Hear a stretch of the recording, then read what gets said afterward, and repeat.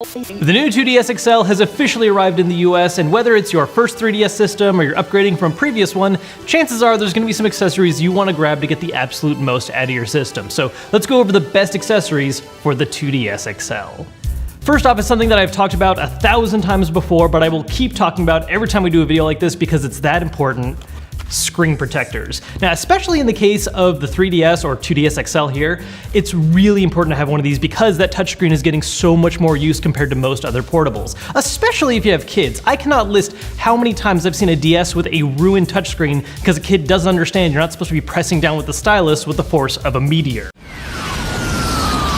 Now you can get just regular plastic screen protectors for just $5 or $6, but honestly, I think it's worth upgrading just for a few dollars more to get a glass one. It's gonna give you the best protection possible. Some of the plastic ones are just the tiniest bit opaque, which can ruin the screen clarity, so this is gonna avoid that as well, and you're much less likely to get any kind of air bubbles when you're applying it. Next is another form of important protection, and that is a carrying case. Now, the 2DS XL, thanks to its clamshell design compared to the original 2DS, can fit in your pocket pretty comfortably. But at the same time, if you want to carry around things like your AC adapter or game cases, these are going to come really handy. Now, if you look up on Amazon, you're going to see a ton of these listed with all kinds of different brand names attached, and it can get a little difficult to kind of sort through which ones are good, which are bad. For example, this Keton one here is currently the top seller, and it's fine, it's perfectly okay, it's inexpensive, it's gonna cover all your base needs, but honestly, not my favorite choice. Some of it just feels kind of cheap to design, and it's only gonna carry 8 games at once.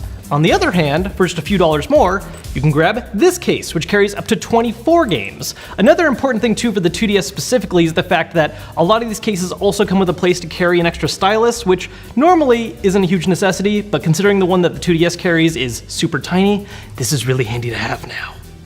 Now that we've got the usual suspects out of the way, let's talk about something a little different, a grip for your 2DS. Now, I would argue that out of all the different designs Nintendo has had for the 3DS, the 2DS XL is one of the most comfortable, but it's still designed for portability, not necessarily having the most comfortable grip possible. That's where an attachment like this is gonna come in handy. The 2DS snaps into place nice and securely, it's not gonna fall out or anything, and while it's not exactly as portable anymore, it's not gonna fit in your pocket easily, you're gonna have way more comfort levels playing the game over long periods of time. And when you need to go on the move, just take them apart and you're good to go.